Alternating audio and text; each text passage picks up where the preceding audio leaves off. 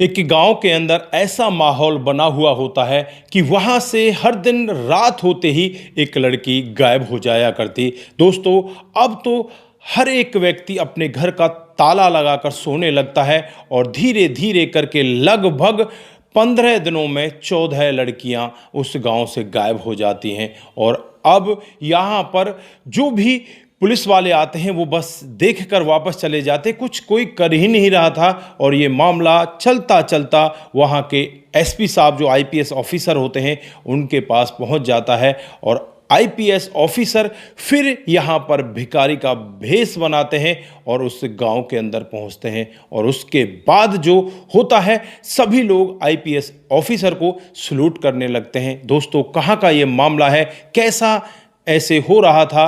दोस्तों, आप लोग भी अगर पूरी कहानी को डिटेल के साथ जानना चाहते हैं तो वीडियो के साथ अंत तक जरूर बने रहिए। नमस्कार, जय हिंद। आप देख रहे हैं एपीएच न्यूज राहुल रावत के साथ। दोस्तों, आज की जो हकीकत की कहानी आप लोगों को बताने जा रहा हूं, ये हरियाणा के एक छोटे से गांव की कहानी है। यहाँ पर हर दिन गांव से कोई ना कोई लड़की गायब हो जाया करती। इसी तरह इस गांव का रहने वाला राम किशन, जिसकी 2 जवान बेटियां होती हैं, राम किशन अपनी बेटियों को लेकर बहुत ज़्यादा चिंता में रहते हैं। वो अपने घर में बाहर ताला लगा दिया करते और आराम से सो जाया करते। इसी तरह से उनका कामकाज चल रहा होता है। लेकिन एक दिन रात को वो ताला लगाना भूल जाते हैं और उनकी एक बेटी वहाँ से गायब हो जाती है। दोस्तों, अब राम किशन बहुत ज़्यादा परेशान हो जाते हैं, नज़दीकी थाने में जाते हैं, लेकिन थाने वाले कोई कार्रवाई नहीं कर पाते। उसके बाद राम किशन एक आईपीएस ऑफिसर के पास पहुँच जाते हैं जिनका नाम विजय होता है। विजय के पास पहुंचकर पूरी कहानी डिटेल से बताते हैं कि साहब, इस तरह का मामला हो गया है, गांव में से हर दूसरे तीसरे दिन या अगले ही दिन एक लड़की गायब हो जा रही है। गांव में किसी को कुछ नहीं पता कि ये हो क्या रहा है, रात को सोते वक्त ये गायब हो जाती है। मेरी बेटी भी इसी तरह से गायब हुई है। दोस्तों, अब यहाँ पर आईपीएस ऑफिसर को अपने पिता की वो बातें याद आने लगती हैं कि बेटा, तू ऐसा काम करना जिसे कोई ना कर पाए, उसे तुझे करना है और मेरा नाम रोशन करना है। आज ये अपने पिता की बातों को याद करके सोचने लग जाता है, क्यों ना आज पिताजी के नाम को रोशन करने का समय आ गया है। और उन लोगों को आश्वासन देते हुए कहते हैं कि कोई बात नहीं, आप अपने घर पर जाइए, मैं वहाँ आता हूँ और मैं इस मामले की देखरेख करता हूँ। दोस्तों, वो लोग अपने घर पर चले जाते हैं और जैसे ही वो घर पर पहुँचते हैं, उस रात को राम किशन की दूसरी बेटी भी गायब हो जाती है। अब तो मानो सब कुछ ही लुट चुका है। पूरा गांव बिल्कुल पागलों जैसा हो जाता है कि गांव में हर दिन ऐसा माहौल हो रहा है, लोग बाग पहरा भी लगाने लगते हैं, लेकिन किसी से कुछ हो ही नहीं पाता। दोस्तों, अब यहाँ पर आईपीएस ऑफिसर सोचते हैं कि यार, कैसे इस गांव में जाकर पता किया जाए। ना तो कोई पुलिस वाला कुछ रिपोर्ट देता, ना ही गांव के लोगों को कुछ पता कि यहाँ हो क्या रहा है। अब यहाँ पर जो आईपीएस ऑफिसर होते हैं, गांव के अंदर भिखारी के भेष में चले जाते हैं। टूटे फटे कपड़े होते हैं और एक नकली दाढ़ी मूछ लगाकर, सिर पर ऐसे ही टोपी पहनकर वहाँ पर टहलने लगते हैं। तो वहाँ पर लोग वाग, कोई तो उसे रोटी दे देता, कोई उसे पानी पिला देता। इसी तरह से कामकाज चल रहा होता है। लगभग 3 दिन का समय बीत जाता है। 3 दिनों तक कोई ऐसी हलचल नहीं होती। 3 दिन के बाद जैसे ही वो दिन में देखते हैं, दिन में 3-4 लड़के जो कबाड़ा बीनने के लिए आते हैं, वो पूरे गांव में ऐसे घूम रहे थे कि जैसे वो निगाह कर रहे हैं कि इस घर में लड़की है। तो वो ऐसे ही पूरे गांव में घूम रहे होते हैं।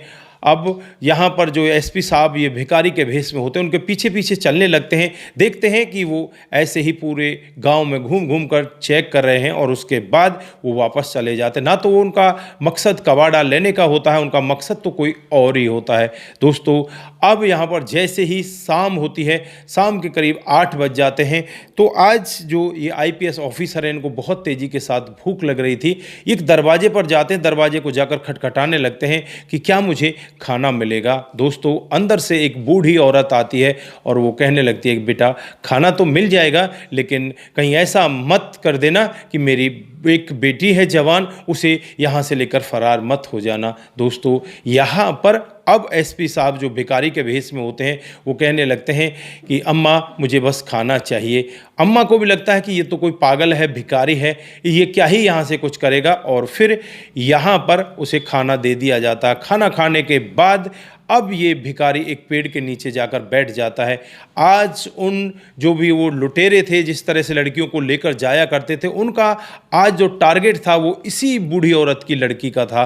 दोस्तों अब ये बूढ़ी औरत अंदर से ताला लगाकर सो जाती है, लेकिन इन लुटेरों के पास उन तालों को खोलने की चाबी होती है। एक बंदा जो दीवार है उसे फांद कर वहाँ से अंदर चला जाता है और अंदर से चाबी से उस दरवाजे को खोल लेता है। और उसके बाद जैसे ही वो घर के अंदर जाते हैं तो पता नहीं वो करते क्या हैं, वहाँ पर जो बूढ़ी औरत है वो बेहोश हो जाती है। वो लड़की जिसे वो कंधे पर लाद कर ले जा रहे थे वो भी बेहोशी की हालत में होती है और उसे वो वहाँ से जंगल की तरफ ले जाने लगते हैं। तभी ये भिखारी बना हुआ जो एसपी साहब होते हैं वो यहाँ पर एकदम से अलर्ट हो जाते हैं कि यार ये है मामला, ये लोग हैं। तभी वहाँ पर एक गोली की आवाज़ आती। गोली की आवाज़ को सुनते ही गांव के जो और भी लोग सो रहे थे वो वहाँ पर पहुँच जाते। रात को करीब 12:30 से 1 बजे का वक्त रहा होगा।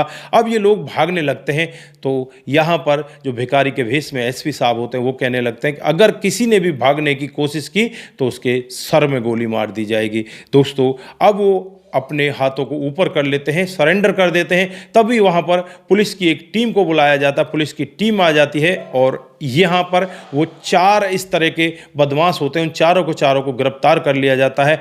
गिरफ्तार करने के बाद जब एसपी साहब उनसे खुद पूछताछ करते हैं कि तुम लोग हो कौन और तुम लोग इन लड़कियों का करते क्या हो, तो वो पूरी कहानी डिटेल से बताते हैं कि साहब हम लोग इन लड़कियों को यहाँ से ले जाते हैं, ले जाकर इन्हें बेच दिया करते हैं और वहाँ से इन्हें विदेश भेज दिया जाता है। विदेश में ये लड़की बिक जाया करती हैं, हमें तो एक लड़की का 10,000 रुपये मिलता है। दोस्तों अब यहाँ पर इनसे उन लड़कियों की डिटेल के बारे में पूछा जाता है तो पता चलता है कि अभी वो लड़की विदेश नहीं गई हुई। एक जगह है जो कहीं बताते हैं कि चेन्नई के आसपास कोई जगह है और वहाँ पर उन लड़कियों को एक कंटेनर के अंदर बंद किया हुआ है। फिर अब ये पुलिस यहाँ से चेन्नई वाली पुलिस से बातचीत करती है और उस कंटेनर के बारे में उन्हें बताती है। तो चेन्नई पुलिस उस कंटेनर के पास पहुँच जाती है और जब कंटेनर खोल कर देखा जाता है तो वहाँ पर 22 लड़कियाँ इसी तरह से उस कंटेनर के अंदर बंद होती हैं, जो आधे से ज़्यादा तो बेसुध अवस्था में पड़ी होती हैं क्योंकि उन्हें नशे की डोज ही ऐसी दी गई थी जिससे कि वो बेसुध अवस्था में पड़ी होती हैं। 22 लड़कियों को तो यहाँ से बचा लिया जाता है, जिनमें से इस गाँव की 8 लड़कियां होती हैं। उन 8 लड़कियों को इस गांव में वापस लाया जाता है।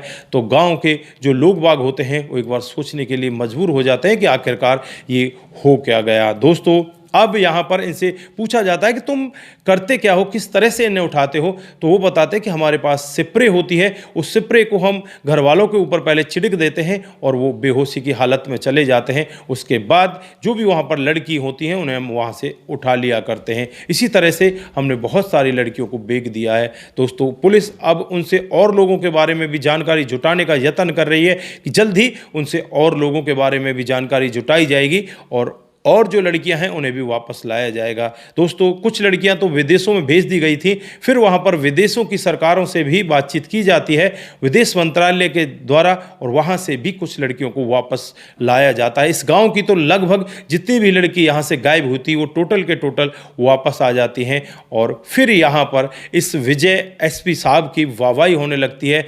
चारों तरफ यही चर्चा होने लगती है कि आईपीएस ऑफिसर हो तो विजय जैसा, जिसने अपने काम को, अपने फर्ज को अपना फर्ज समझा और खुद भिखारी बनकर 3 दिनों तक वहां डटे रहे और इन मुजरिमों का इस तरह से पर्दाफाश किया। दोस्तों फिलहाल यहां पर वो सारी की सारी लड़कियां अपने गांव में अपने माता पिता के पास आ गई हैं, लेकिन यहां पर एक गलत चीज़ और गलत धारणा लोगों के दिल और दिमाग में बैठ चुकी है कि उस गांव से तो हमें लड़की लेनी नहीं, उस गांव की तो लड़कियां ही इस तरह की खराब हैं। वो लड़की सारी की सारी शादी योग्य होती हैं, लेकिन जब इस तरह से आसपास के लोग सुनते हैं कि यार इस तरह का मामला है, इस तरह की लड़कियों से कौन ही शादी करेगा, तो ज़्यादातर उस गांव की लड़कियों को लोग बाग रिजेक्ट करने लगते हैं। लेकिन कुछ लोग ऐसे भी होते हैं जो भले आदमी होते हैं, वो कहते हैं कि यार इनमें क्या दोष है, ये कोई अपनी मर्जी से थोड़ी गई है, इनको तो ज़बरदस्ती उठाकर ले जाया गया है, इनमें कोई दोस्त नहीं है और इनके साथ शादी कर लेनी चाहिए। कुछ लोग इनके साथ शादी भी कर लेते हैं और कुछ लड़कियां एक दो उनमें से बहुत गलत कदम भी उठा देती हैं, जो इन बातों को सोचकर उठाती हैं, वो इस दुनिया से विदा ही हो जाती हैं। दोस्तों, ऐसी घटनाएं भी हमारे समाज के अंदर हो रही हैं। दोस्तों, आप लोगों के पास इस घटनाक्रम को लाने का उद्देश्य सिर्फ आप लोगों को जागरूक करना है, आप लोगों को बताना है कि इस तरह के मामले भी हमारे समाज के अंदर हो रहे हैं। तो आज के लिए बस इतना ही, फिर मिलते हैं किसी नए मोड़ के साथ। तब तक के लिए आप अपना ख्याल रखें, परिवार का ख्याल रखें, सतर्क रहें, सावधान रहें, रिश्तों की अहमियत को जरूर समझें। नमस्कार, जय हिंद, जय भारत।